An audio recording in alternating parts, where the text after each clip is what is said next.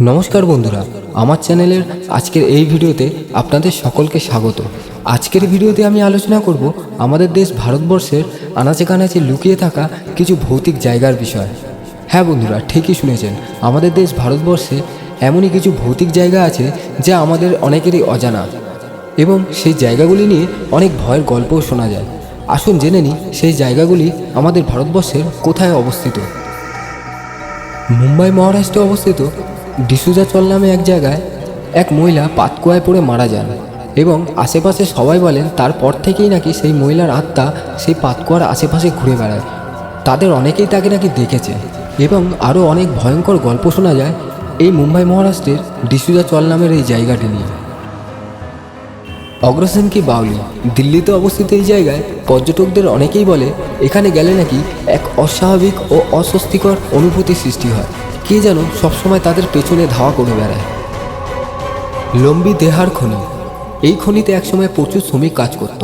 এক দুর্ঘটনায় সেই শ্রমিকের অনেকেই মারা যায়, এবং স্থানীয়রা বলেন সেই মারা যাওয়া শ্রমিকদের কণ্ঠস্বর আজও নাকি তারা শুনতে পায়। আসামে অবস্থিত জাতিঙ্গা নামের এই জায়গায় আকাশ থেকে মৃত পাখি ঝরে ঝরে পড়ে। এর কারণ এখনও ঠিক করে কেউ জানতে পারেনি। স্থানীয়রা বলে এটা নিশ্চয়ই কোনো ভুতুড়ে কারণ। আজও তারা এই ভুতুড়ে কারণটাকেই বিশ্বাস করে।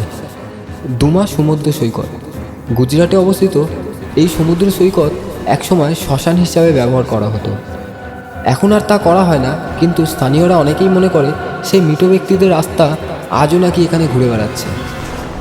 রামোজি ফিল্ম সিটি, তেলেঙ্গানায় অবস্থিত এই ফিল্ম সিটিতে শোনা যায় এর নিচে চাপা পড়ে রয়েছে সুলতানি আমলের অনেক মৃত সেনাদের দেহ।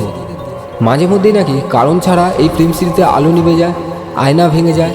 অনেকের বিশ্বাস তার পেছনে রয়েছে কোনো ভুতুড়ে প্রভাব। ভানগড় কেল্লা, রাজস্থান। বন্ধুরা, রাতে এই কেল্লায় প্রবেশ করার কোনো অনুমতি পাওয়া যায় না। এই কেল্লায় নাকি রাতে কেউ গেলে আর ফিরে আসে না। কথায় আছে এক সাধু এই কেল্লার রাজকন্যার প্রেমে পড়ে, এবং তারপরে তাকে মৃত্যুদণ্ড দেওয়া হয়। তারপর থেকেই নাকি সেই সাধুর আত্মা এই কেল্লার আশেপাশে ঘুরে বেড়ায়। তাই রাত হলে এই কেল্লার ভেতরে কেউ আর যায় না। বন্ধুরা, আপনারা কি ভাবছেন?